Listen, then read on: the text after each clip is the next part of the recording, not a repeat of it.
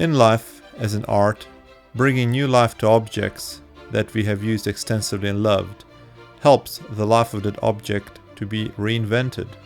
This ship is made from 3 88-key piano keyboards, Ivory. At around 150 years of age, this antique ivory, sadly taken from elephants, has become a piece of treasured art. I feel that this pays more respect to the animals than burning the piano keys or throwing them away would. It would have been lives completely wasted. In constructing Charles Darwin's Beagle, I used countless antique embroidery needles for the blocks and masts. 1,420 holes were drilled with a tiny hand drill.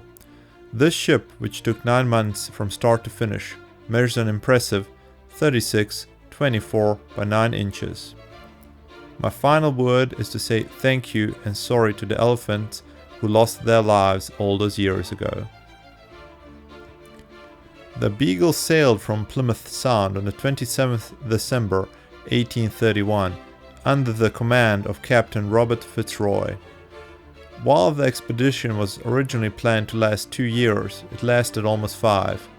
Beagle did not return until the 2nd of October 1836.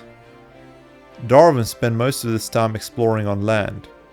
3 years and 3 months on land, 18 months at sea.